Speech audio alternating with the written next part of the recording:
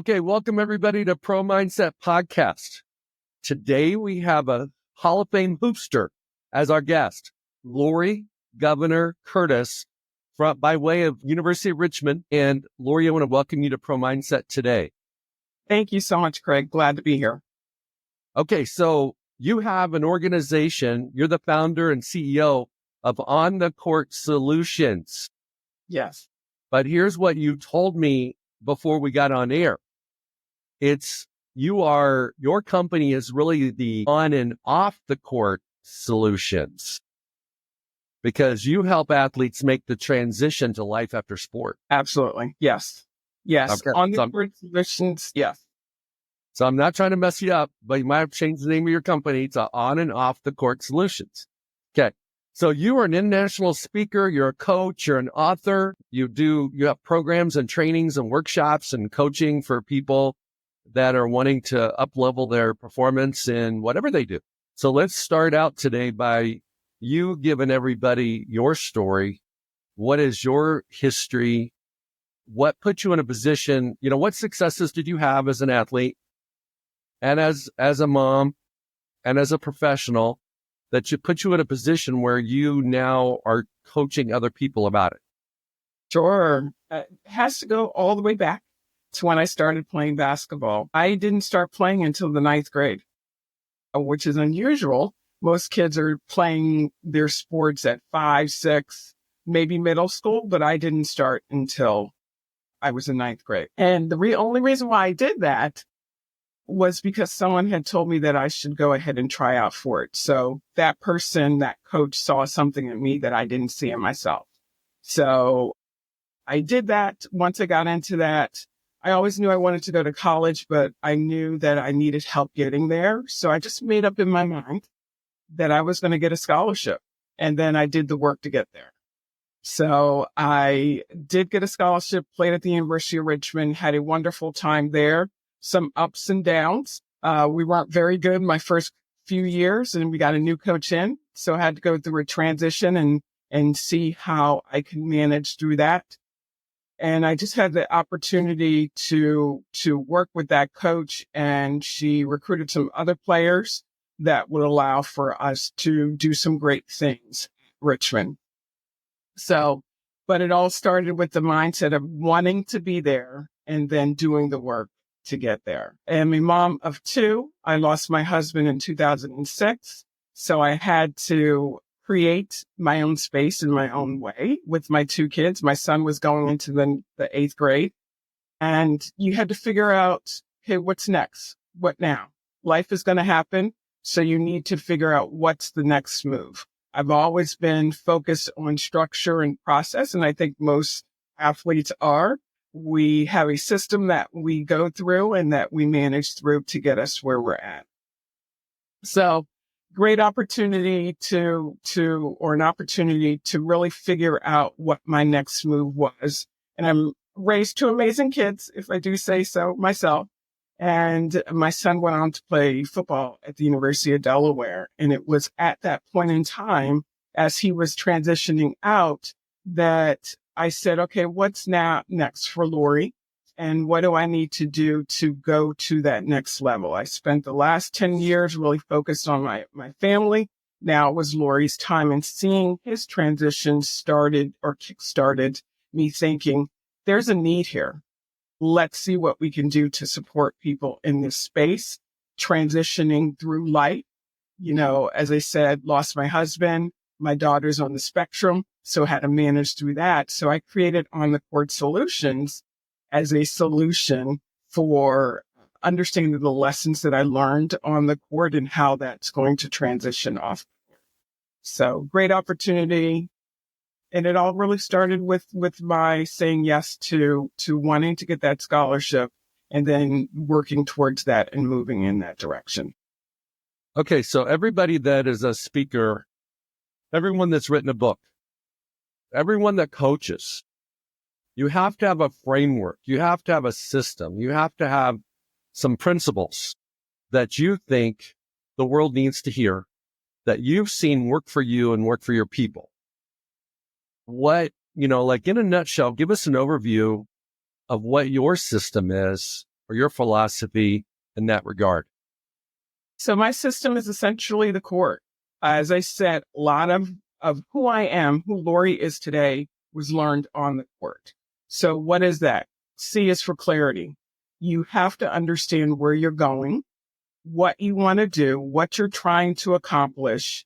So if you don't understand that, you're not going to be able to get where you're trying to go.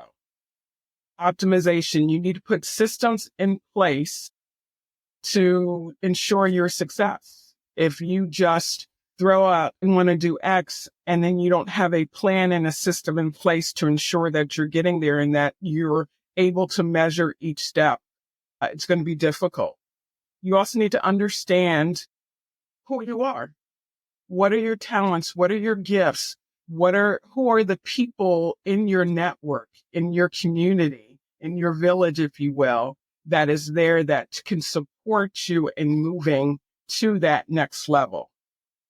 And then it's just down and dirty resilience. You're going to fall down anytime you're trying something new, anytime you're branching off and trying something different. It's not going to always look pretty, but you have to get back up and keep moving forward. And then it's just tenacity. You just have to dig in hard. It's like the fourth quarter, you're tired, you're down 2 points. What are you going to do? You just have to keep fighting and understanding that why. And that's where that clarity comes in. Why do you want what you want? What is it that you want? And then you're able to really continue to fight for it, especially when you're down and it's not going your way and you're confused and you're lost. Keep focusing on that why, and then just keep hustling, keep grinding. Okay, Laurie, when you were an athlete, which one of those 5 principles did you struggle with the best? Understanding. And what I mean by that, I always did things. Oh, I can do it. I don't need any help. I can figure it out on my own. But recognizing as I've continued to grow and to develop that you can't do this alone. You need people in your corner to support you, particularly when you're down and you're feeling lost. You need people to be there to support you. You don't have to do all of this by yourself. What is the thing you did the best when you were an athlete? Probably resilience and tenacity. Just that grit, that fight. I wanted it. Hunger, grit, all those things. Okay. Because your son inspired you to do this, you didn't do it for yourself, but when you saw it happening to your son, you were motivated to act. What is his first name? Benjamin. Benjamin. Okay, so Ben, what was he struggling with that you're like, I know, I've been there. I know what he needs. What was it? So like many athletes thinking they're going to transition into the pros. And when that didn't happen, it's what do I do now? Who am I outside of football? And what direction do I need to go in? I think part of the issue where the struggle comes in is the understanding when you're in it, understanding and leveraging all of the resources that you have at hand, and also understanding who you are outside of the game. So for him, who am I? What is my purpose? What is the next thing that I need to do? How did you help him find his identity? Just through conversation and allowing him to explore. What is it that you enjoy doing? And then let's dig into that. What does that look like? Let's play that out. So for him, it was personal training. And really for him, it was helping other people reach their fitness goals. So he started there. And from there, it just continued to build his confidence in who he was and allowed for him to do something that's, instead of focusing on himself, it allowed him to focus on others and helping them reach their goals. In my experience in working with pros, they have a really good sense of clarity and optimization because they wouldn't get to that level without it. Where they struggle is on their identity. Because of what they do and how successful they are, their family, their friends, the media, and everyone sees them as a football player. And so they automatically start seeing themselves as a football player. And they forget that they're a person outside of their sport. They forget that they're someone important, separate from their sport. And they forget that they're not defined by their performance in their sport. They're really defined by who they are. Yes. And they forget who they are. Along the same lines as you shared, one of the things I ask my people to do is find the intersection between what you love to do and what you feel called to do, which is usually in alignment with what your natural gifts are and what your talents are. And that hot spot is the place, whatever that is. And it's usually right in front of their nose, but they can't see it. I 100% agree. I think it's what is that thing that you've always done and that you've always enjoyed? Or who were you when you were in middle school? And who were you and what did you do when you were in high school? And if you can tap into that, I believe in self-reflecting, just taking a look back and just looking at all of the things. And sometimes it's just an exercise of writing it all down, seeing it in black and white. And from there, you will see some of the same or similar things just continue to pop up over the span of your life. And if you can tap into that and then go explore and do things to allow for you to continue to focus on that area.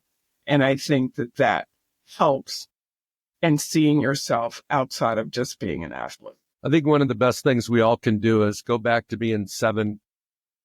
Because at 7, we thought we could do anything, be anything. There was nothing wrong with us. The world hadn't told us yet that we were too short, too fat, too slow, too something, not enough of something else. And as we go through life, we get those kind of things piled on us as we go through. And then all of a sudden we don't think we can do anything. And you're 6'2", so you're a tall young lady.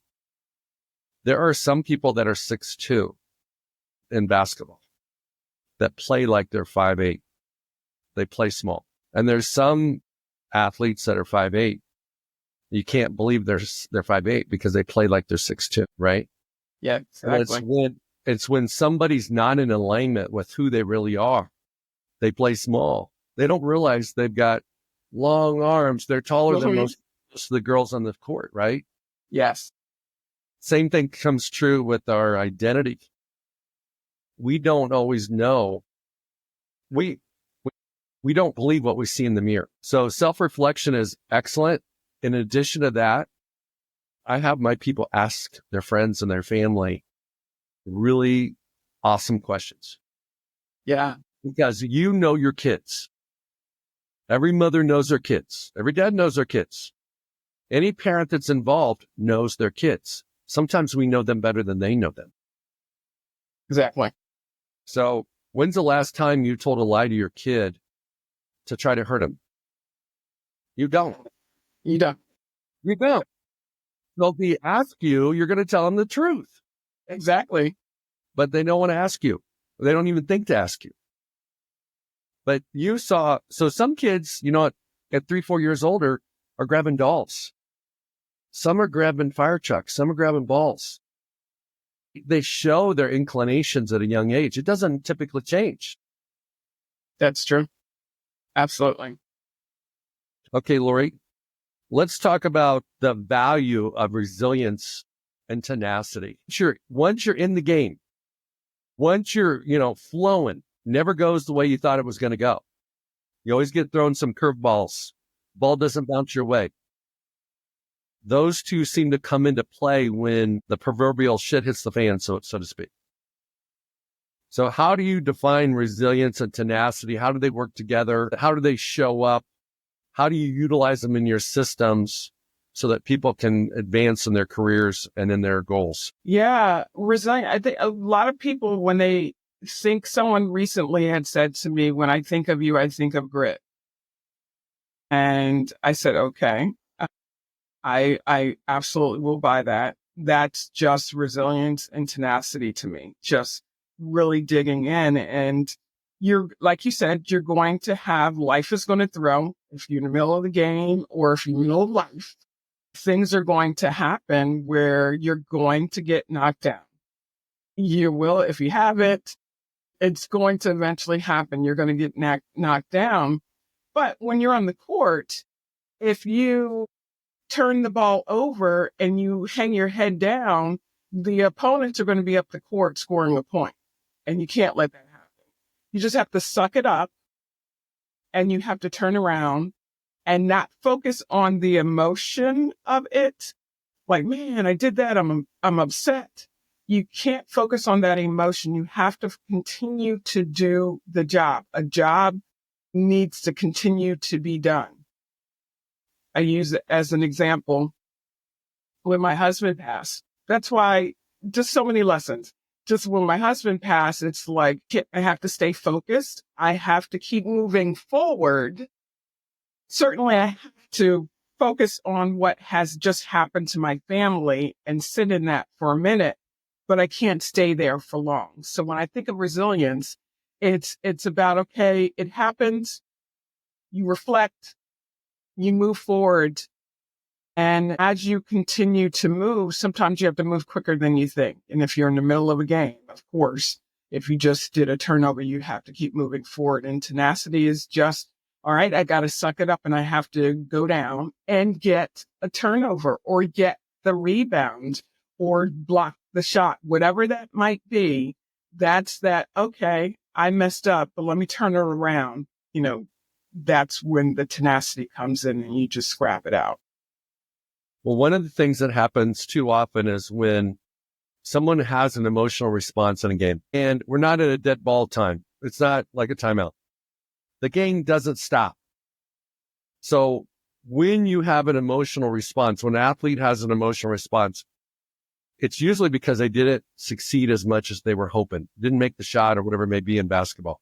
But what they don't realize is the emotional response causes them to have a second problem because they don't get back on defense. They don't do what they were supposed to do. So now you've compounded the problem by not staying connected in the game. And so my condolences for your husband. When your husband passed, what was your biggest challenge as a spouse, as a partner, and move forward? It immediately went to my kids. My son was going into the 8th grade, and that's, you have sons, that's a pivotal time for a young man. So immediately went to my kids. Certainly I leaned on my family and I leaned on my faith to get me through, but it immediately, how am I going to make sure that they are okay? Whatever okay meant for them, how was I going to make sure that they were okay? And what did that look like? And how am I going to continue to move this family forward with as little disruption as possible? What's the legacy that your husband left that you passed on to your kids? Even though he was gone physically, you continued to inspire your kids, guide your kids, parent your kids, coach your kids because of something you learned from your husband. Just conversation. My husband was a talker. He had stories and always just taking the time to sit down and really have a conversation, and also just an open door policy. Sometimes the son shared things that I was like, wow, okay, thank you for sharing that.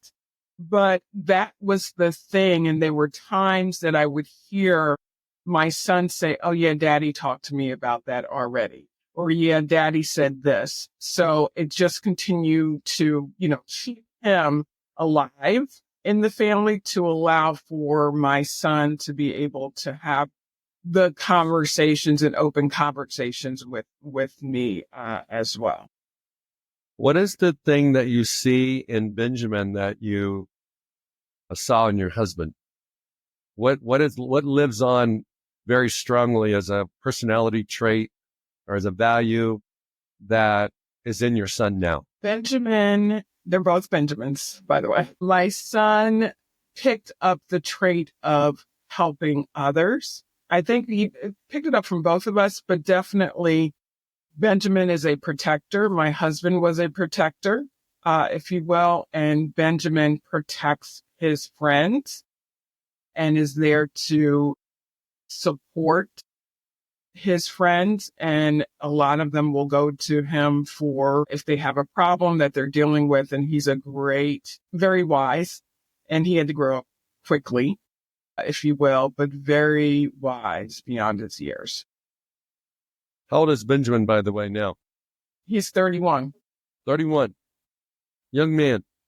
Okay. You have any grandkids yet? Not yet. Not yet. Okay. Okay. So in your workshops and your coaching, you address the topic of authenticity. What does that mean? I think this is part of connecting with others. You need to first lead in being authentic yourself. If I am trying to develop a relationship with you and work with you to support you, you have to know that, I am here. This is who I am. This is my desire and what I'd like to do to support you in getting you to the next level. So when you are authentic, I think it allows for the other person to be dropped down, probably some of their guard, and then allow for them to truly have a conversation and be able to share things beyond just surface. I call it being real. Absolutely. If you're real, people will respond to you in real fashion. Absolutely. If you're guarded, they'll be guarded. If you're a leader, if you're a coach, if you're a mentor, and you're not vulnerable and you're not real, they're not going to be real back. It really is like the key to, you've got the key in every conversation to create a safe portal, so to speak, where people can share. That part. And if you don't open it up, they are not going to go there. No, that's 100% true. And it's about building that trust. And when you can share with others, hey, I struggle with this too, or this is what I'm dealing with. This is what I've dealt with. Let me show you how. And that's partly why I'm doing what I'm doing, is to say, hey, this is what I've dealt with and this is what I've gone through. Let me show you how I can take you through that. And when you're able to do that, you're building trust as a manager, as a leader in a business or a company or a coach. You have to build that trust, that relationship with your players so that they feel comfortable in coming to you and know that it's not going to be punitive if they say something that they may be lacking in. Okay. Have you ever coached? Basketball, yes. Oops. Okay. Let's pretend that you were the head coach of a WNBA team. How would you, bunch of very talented ladies, egos, competition, everybody's playing for, trying to make money, all the normal stuff that they do. How would you utilize your system of court to win a championship? Not using it to win, but using it to up-level their performance that would naturally lead to them being in the position to potentially win. Sure. For me, it's the foundation, and building that foundation so that they can understand what is the goal? What are we trying to accomplish here? And understanding who are all the pieces and parts that are going to play in our success. And then putting a plan and a system together. So it's about building relationships with the team. Everyone needs to be comfortable with their role on the team.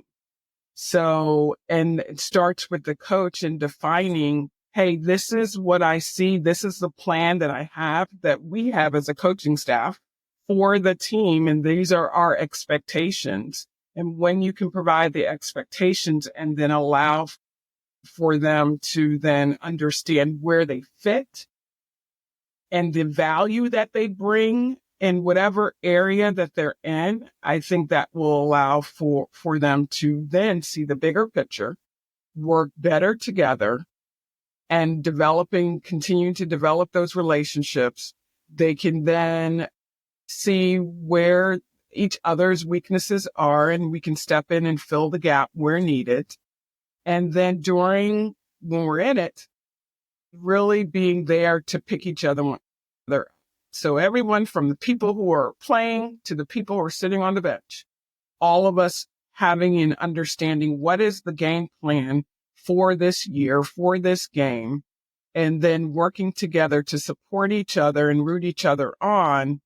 And then more importantly, when we're in practice, getting after each other, making each other better, everyone elevating their game to allow for them understanding who they are, what they need to work on, so that when we're in practice, we're really challenging each other to be the absolute best. And then certainly having the mindset of a winner, understanding you're not perfect. There's areas that you need to work on. Let's work on those areas, because it's the bigger picture is that we want to win as a team.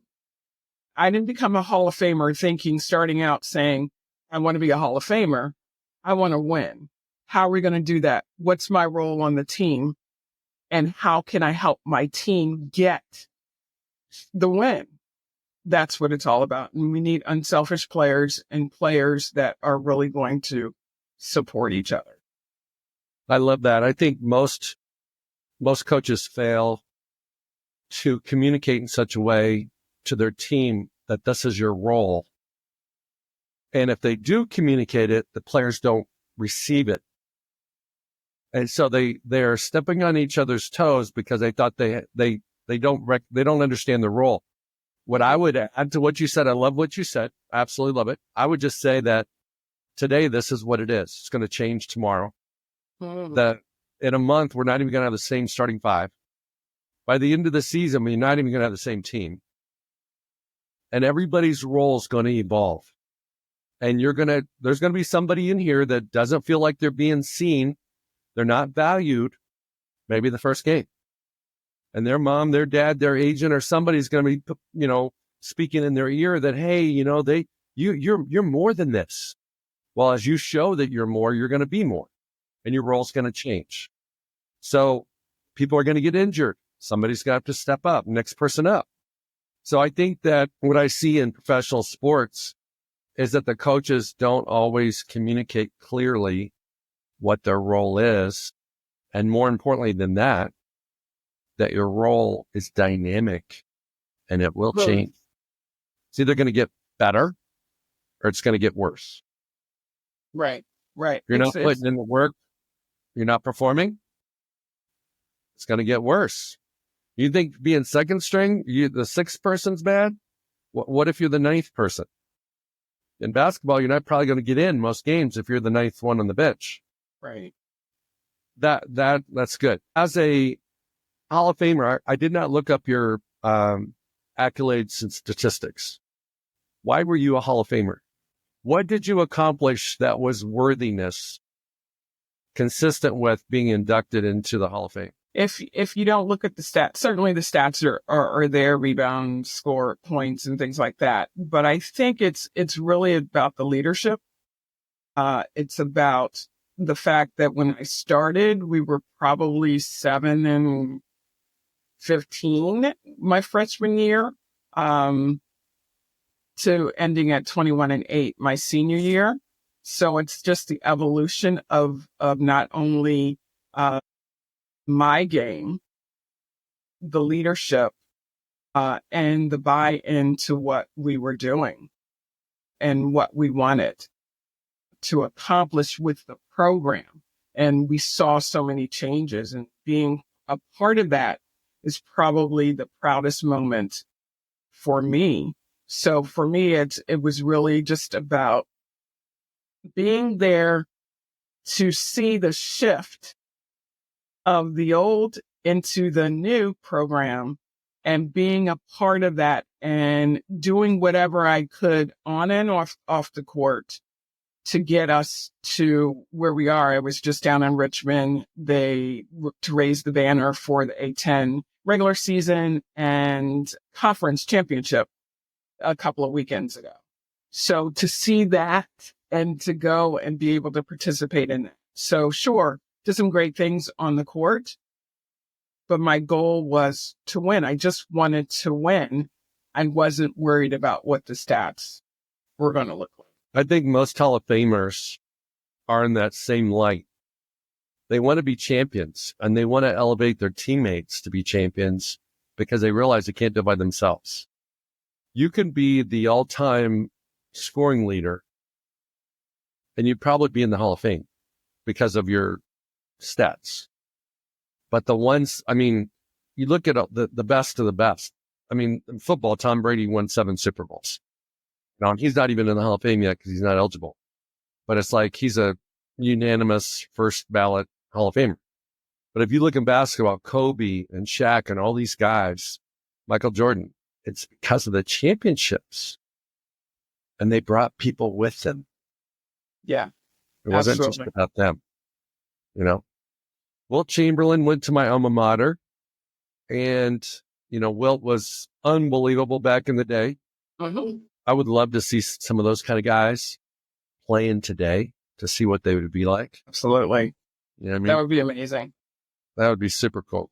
Walk me through an assessment because when you coach, like when I coach people, first thing I do is an assessment.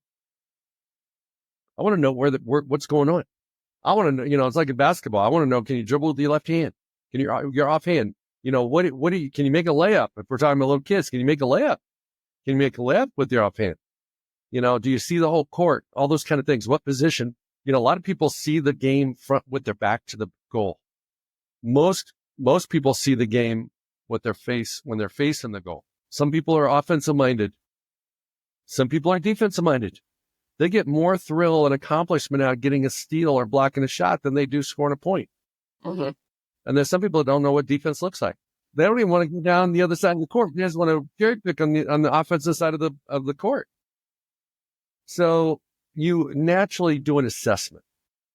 So you can create your practices, emphasize your fundamentals, whatever it may be in basketball, so that you can make whatever their weaknesses are strengths. Mm-hmm.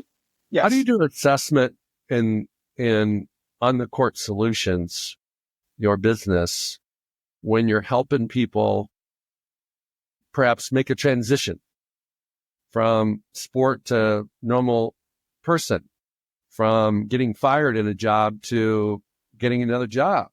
Right. Maybe the passing of a spouse, passing of a child, all these things, all these grief things that really can be challenges, as you well Yes. know. How do you do an assessment? So, of course, it's a conversation. Or, you know, you could have them fill out a form, but at its foundational point, it's really about where are you?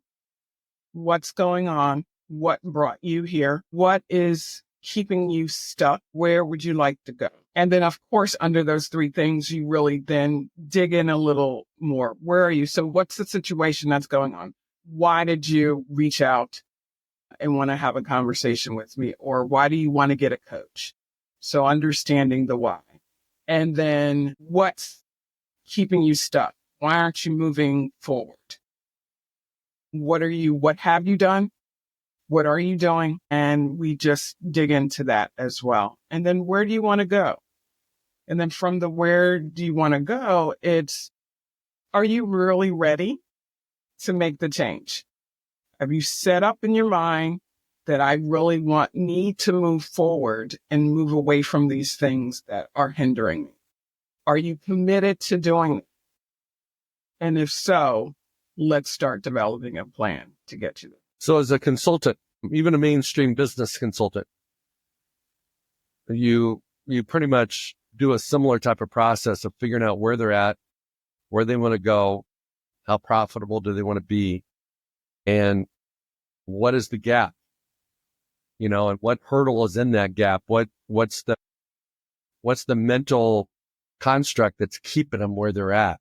What is their lack of self-belief, lack of self-confidence, some failure that they've absorbed? Like when people get fired, it's so crazy because they think they did 99% of the time they didn't do anything wrong. Right. They're downsizing. They're trying to get rid of your big salary. They got too many people doing the same job. It's a new management. It's a merger and acquisition type situation where the person from the other side is going to take over that role, and they don't need two of you. And people still think there's something wrong with them because they quote unquote got fired. Yeah. So how do you help people detach from their circumstances in their current circumstances? Because if you are attached to your circumstances, you can't move. It's tough to move. Absolutely. I think that you're attached to what you see. I think there's also a level of family, and there's also a level of community. What is my community going to say? I am no longer director of whatever, or I'm no longer I'm not currently starting. What is my family going to say, and what's the impact of that? And then, of course, you're dealing with your own emotions and feelings behind it. So what I would challenge is just to reframe it and to look at it as, okay, so this is a loss, but there's still an opportunity. So trying to show the person to continue to look forward and also to take a look behind to see what they've accomplished and how can I leverage the things that I've learned in order to catapult me to the next level. Then there's a level of exploring, what is that next level? What does that look like? I ran into someone yesterday that works at a homeless shelter, and we had a great conversation about just the mindset of a homeless person. And that's someone that in their current situation, they became hopeless and they were attached to their failures. Maybe they were mistreated. Maybe they were, things were unfair, whatever the case may be, and they're stuck. And so we sometimes can live in a house and still be homeless because we are stuck. Absolutely. Yeah. That it is a mindset. It's something that you have to, what I say often is that life is going to happen, but you can choose how you respond to it. You may not be able to change the system, the circumstance. I could still be homeless, but how do I respond? How do I dig myself out of that to allow for me to move forward in whatever area that I need? So just understanding the choice in responding to whatever that situation is, and then allowing yourself to then see that there is hope. Because I think when you have hope, then that's something I can work with. I hope, I desire, I want to move forward. What is that going to look like? So let's start putting things in place to be able to work through that. I agree. I think hope is priceless. If you don't have hope, a lot of times it permeates everything, and it causes you to really stay stuck. Yes. You can't get any positive momentum going. You can't change. You can't shift, all those things that describe, moving out of your current circumstances if you don't have hope. Yeah. If you don't believe that you can do it, that you can get out of it, that you can get through it, that you can figure it out, yeah, you're going to be stuck. And that's something that you have to figure out. What are those things, those limited beliefs that are holding me up? What are those past experiences that are preventing me from moving forward? And then you have to believe that and desire to want to get over that. And some of that with coaching, we could talk through what does that look like, and we can play those things out, but you have to believe. One of the things that I find is very interesting is that when I played sports, I thought belief and confidence were the same thing. Just a different way of saying it. And as I've gotten older and represented all these players for all these years, it's very clear to me. There's a very strong line of demarcation between belief and confidence. Belief is all about who you are as a woman, who you are in the roles that you play. It's not necessarily about what you do. Confidence is about your skills and what you do. So you've probably seen these people, like in sports. They believe in themselves. They just can't shoot. And they just keep shooting because they don't know they're not any good. Well, they believe. Why can they keep shooting? Because they believe. Well, the more they keep shooting, the better they get, the more their confidence grows, and they don't take a hint on their belief. And then you have these other athletes, these other basketball players that as long as they make it, they got to make the first shot of the game. Good now. I made my first shot. Miss the first shot, they don't take the second shot until the second half. It's like they're afraid to shoot because they don't have belief in themselves. So to have belief, so at least from my perspective, and I want your opinion on this. I want your perspective. Belief is a choice. It's a decision you make about you. I can choose to believe in myself that I could be an astronaut, that I could be the president, I could be all these things. Now I have to go to work, but I can still believe it. Where confidence comes from reps, confidence comes from small wins, and it comes from like a multitude of successes. I'm confident that I can do X because I just do it. And honestly, when I was shooting 500 shots in this, a day in the summer, I felt entitled to shoot because I was the one doing the most work. Okay. So what are your thoughts on confidence and belief? I agree. Confidence, I think it's about that repetition. I think that it's about studying the game, craft, whatever you're doing, studying that, putting time into it. And as you continue to do it, you're building your confidence along the way. And then I think a belief is, I believe that I can run a marathon. That should be easy. But then when you get to the line, if you've not prepared, are you going to be confident that you're going to finish? So it's about, believing. And I think,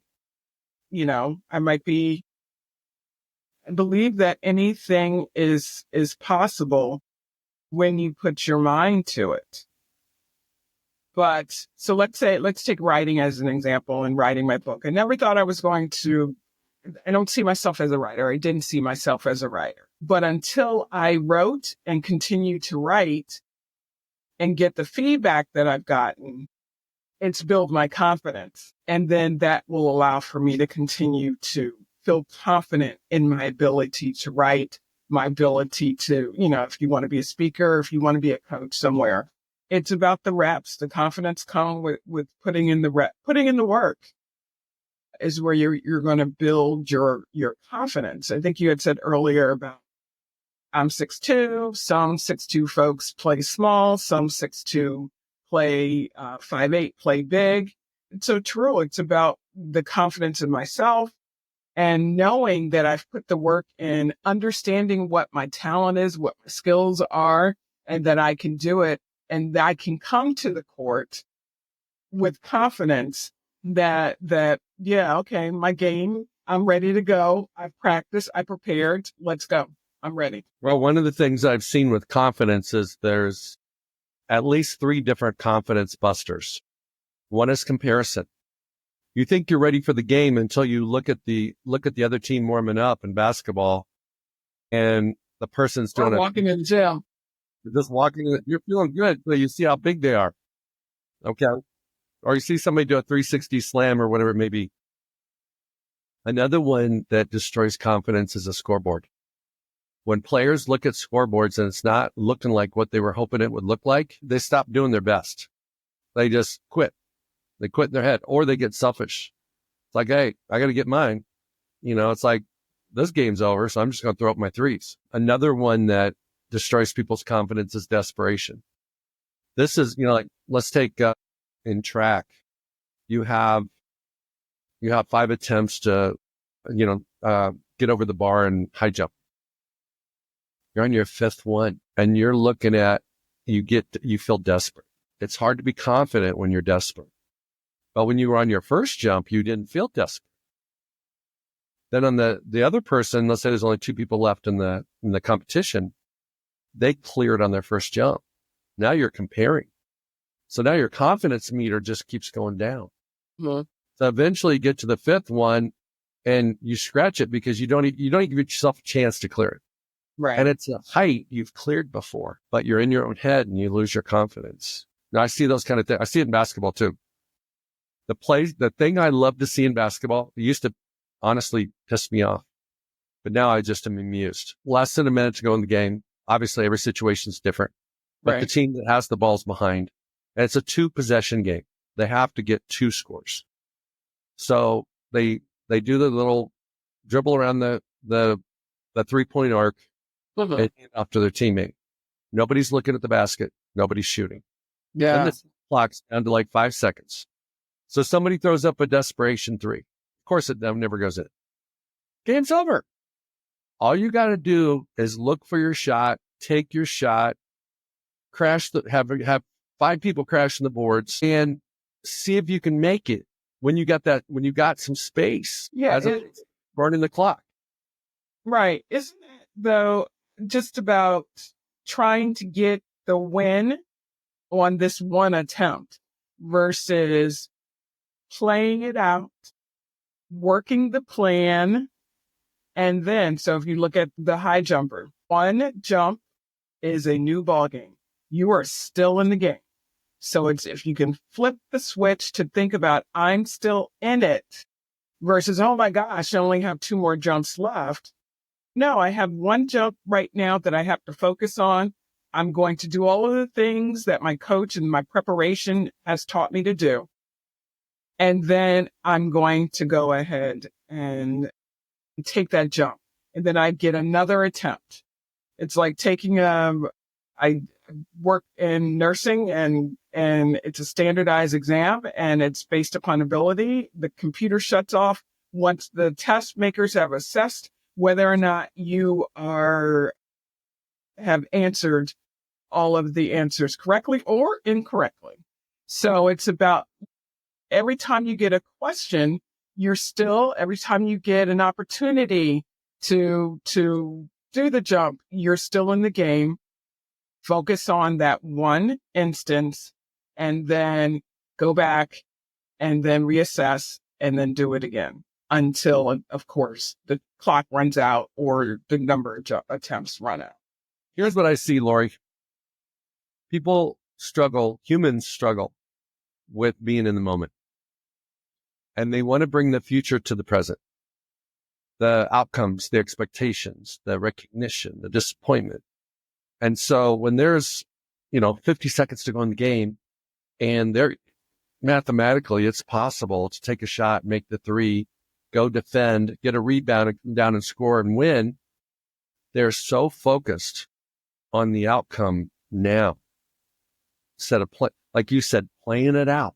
That's like being all stressed out about today because of tomorrow. Well, tomorrow may not be here. So let's just enjoy today. Let's enjoy this rep. Let's enjoy this possession, whatever the case may be.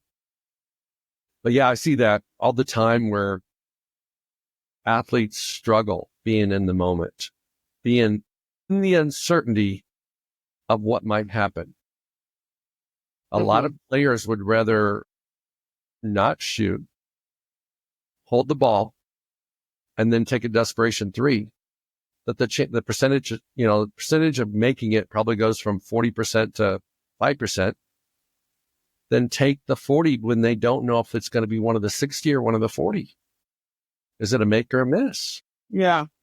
Yeah. It's the nerve of, I don't want to take the shot. So you've seen that where they just keep throwing it at each other because no one wants to take the shot. And it's like, I don't know if it's because you don't want to lose the game, but someone needs to step up and take the shot to give the team the best chances of winning. And you have to raise your game. You have to go to another level. of confidence that you can do it. It's like, I want the ball. Give me the ball. I know what I can do with the ball, and you need to, continue to develop that. So as we're transitioning through all of our experiences, it's the same thing. It's that belief in the work that you've put in and what you've already accomplished. You can use it for this moment, and allowing yourself to do that, confidently walking into it and knowing, yeah, I got this. Well, I call it the performance bubble. And when you create a performance bubble, everything that serves you and is for you gets to come in your headspace, and everything that doesn't. Fears and doubts and potential failures and disappointments and getting screamed at by your coach and having a conversation with your mom or dad or somebody after the game because you might miss it doesn't get to come in. All your preparation, your belief in yourself, your confidence in your skills does get to come in so that you can play freely, be in the flow, let it go. It's going to be what it's going to be. And you have another moment, whether it's a make or miss, to respond to that moment. Let's live fully in this one and understand that once the next one comes, we'll live in that one too. And I think that people try to short circuit the process and not really enjoy the moment. Mm-hmm. And so if they were enjoying the moment, they'd take the shot. Whoever's open and is a pretty good 3-point shooter is going to take that shot, should take that shot. Their team, here's the crazy thing is there's no such thing as a victimless crime in sports. And what I mean by that is when you don't take the shot, and you could, and you should, and you're the best percentage 3-point shooter on your team, you think you're not hurting anybody because you didn't take the shot and miss it. You actually hurt your teammates and your team and your coach and your fans because you didn't take the shot.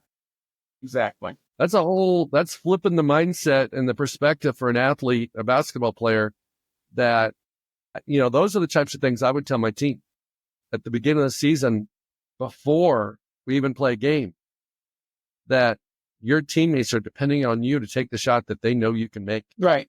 Exactly. And it's part of understanding your role on the team and believing that, embracing that, and just doing what you can to make sure that you're doing the job that's needed to be done out of you for that particular game, for that particular situation. Same thing with free throws. I want Laurie to get fouled because at the end of the game, because she's a great free throw shooter. And then me stepping up to the line and making the basket. No, it's an interesting phenomenon to watch the end of a basketball game. That's a close game. 2-possession game or less. It is very interesting. You see a lot of psychological indicators when you watch a game like that. If someone's up by 20 or 30, that doesn't apply. But if it's a game that's going back and forth at the end, when they start thinking about the end, before the end, you see players self-destruct. Absolutely. You have a 10-point lead. Now it's 2 points because you're holding the ball and turning it over. You're not looking at the basket when you have open shots and you don't see them. Yeah, absolutely. Laurie, you have a book. Share with us the title and the message in the book, the theme of the book. Yeah, the book is focused on leadership, and it's called On the Court, and it's how to create, lead, and win in your life and business. Awesome. Where can people find you if they want to check you out? I'm on Facebook, Instagram, and LinkedIn under my name, Laurie Governor Curtis. And, or you can check out my website at lauriegcurtis.com. Thank you so much today. Enjoyed talking hoops with you. Want to wish you and your family the best during the holiday season. And I want to thank you for being on Pro Mindset. Thank you so much. I appreciate the opportunity. Hey, it's Craig Domann, the host of Pro Mindset Podcast. I want to thank you for listening or watching today's show. And you can catch us every week on the normal social media platforms like YouTube, Facebook, Instagram, and all the listening podcast platforms. I hope you enjoyed today's show. And more importantly, I hope you gained a pro mindset insight. Please be sure to rate and review Pro Mindset Podcast, and I look forward to catching up with you on our next show.